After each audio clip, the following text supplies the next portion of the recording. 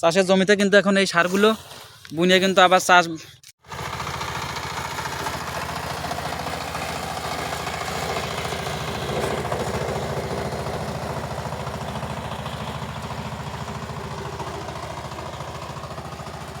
ধান লাগানোর জন্য একটা জমি চাষ চলছে। প্রথম চাষ জমিতে দিচ্ছে। রাস্তার পাশে এই জমিটা। এখন কিন্তু বিকালবেলা, পরন্ত বিকালবেলা। ওই ছেলেটা কিন্তু ফিতে জোড়া দেওয়ার জন্য কাজ করতেছে। ওই জায়গা ফিতে জোড়া দেওয়া হয়ে গেছে, জলের সঙ্গে সঙ্গে আগচ্ছে, সামনের দিকে আসছে। হ্যাঁ, জল চলে আসছে। দৌড়ন লাগতেছে না, দৌড়ন লাগতেছে।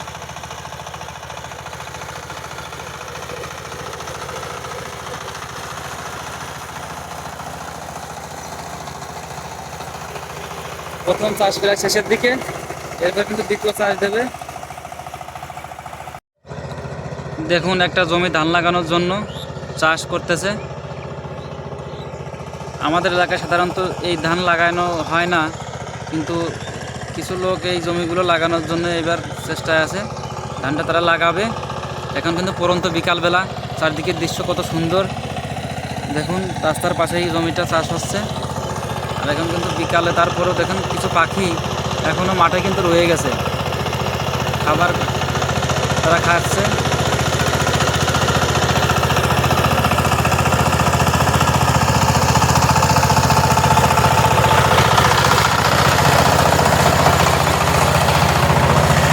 জমিটা প্রথম চাষ প্রায় শেষ, এখন কিন্তু দ্বিতীয় চাষ শুরু হবে।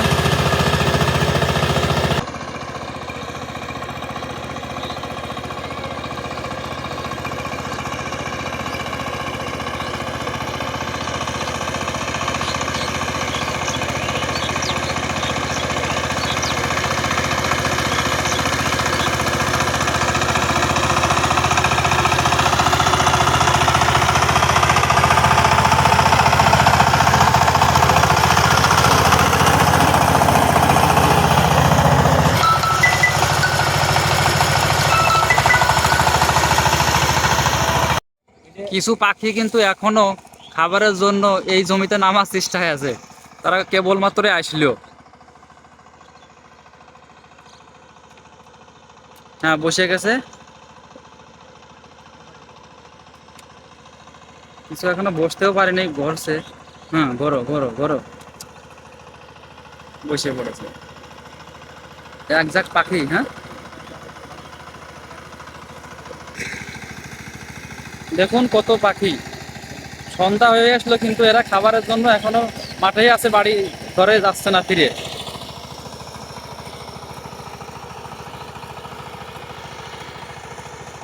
পাখিগুলো লোক দেখে কিন্তু তবু ভয়ে চলে যাচ্ছে না, এর দিক থেকে ওদিক, এদিক থেকে ওদিক, এরকমই করতেছে। চাষ কিন্তু শেষ হয়ে গেছে, এখন কিন্তু সার বনবে। প্রথম চাষ শেষ। এই দেখুন কিন্তু আবার চাষ চাষ দেওয়া হবে। চাষ কিংবা বাসই কিংবা মই এগুলো দেওয়া হবে। কাকা কতগুলো সার? এ তো খালি বস্তাকে বস্তা, কত সার নিয়ে আইছো মাঠে? 20-30 কেজি সার আনছিলাম। শুধু বস্তা, ডিএপির বস্তা তো 2 কেন দেখা যাচ্ছে এই জায়গা। শতকে কয় কেজি করে সার দিচ্ছ? শতকে হাফ কেজি করে। হ্যাঁ, হাফ কেজি করে। এত সার হাফ কেজি করে হয়? এর সঙ্গে আর কোনো ওষুধ আছে নাকি দিয়া? না না, ওষুধ নাই, শুধু সারই। এই টিএসপি পটাশ। আচ্ছা আচ্ছা। দাদা, দাদা তুমি কি আলির কলেতে মাটি কি করতেছো? দাদা আলির কলেতে মাটি সরাইয়ে, হ্যাঁ, ওই আলির কল দিয়ে পলিথিন দিয়ে ওই মাটি আবার চাপা দিতে হবে, নয় এবার হ্যাঁ পরের জমিতে আবার গেলি পারে, সে আবার রাগ করতে পারে। জল ঠেকানো, জল ঠেকাবা বলে এটা করতেছো নাকি? জল ঠেকানোর জন্য।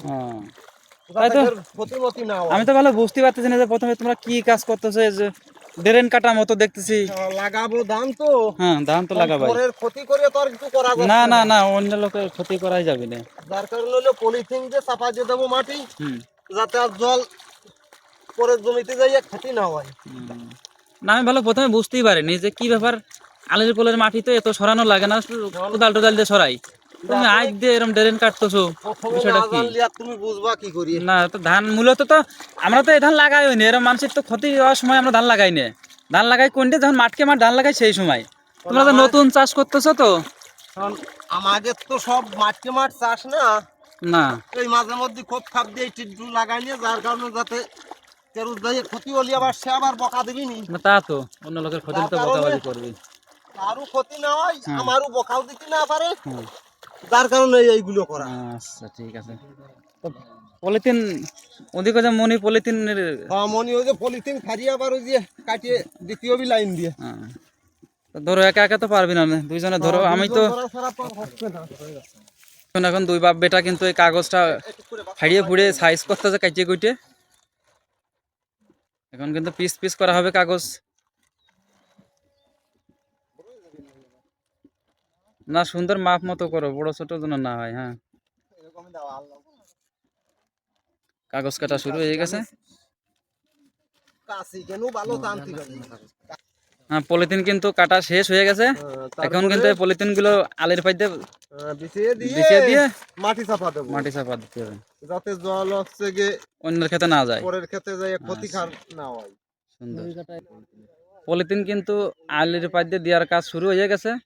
দুজনে কাজ শুরু করে দিয়েছে, খুব তাড়াহুড়ো করতেছে, কারণ সন্ধ্যা প্রায় চলে আসলো নামিয়ে।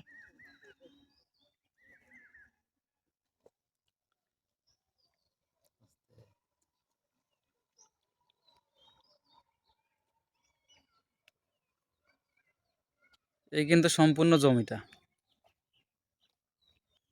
সূর্য কিন্তু এই দিকে ডুবে গেছে এইখানেই। আর দেখুন সূর্য একটা গেলে কি হবে, সূর্যর বিকল্প কিন্তু আর একটা এদিকে উঠিয়ে পড়েছে। এখনকার এই চাঁদের আলো কিন্তু দিনের আলো থেকে কম না। কিছু কিছু কুয়াশার দিন যে আলো হয় তার থেকে বেশি ভালো আলো দেয় কিন্তু এই পূর্ণিমার রাতগুলোতে।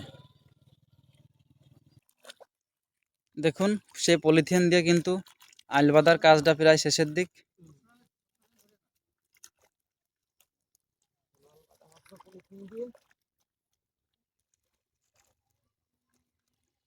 দেখুন এক ভাই তাদের কাজে একটু সহযোগিতা করতেছে, পলিথিনটা আগে দিল আমার কাকার হাতে।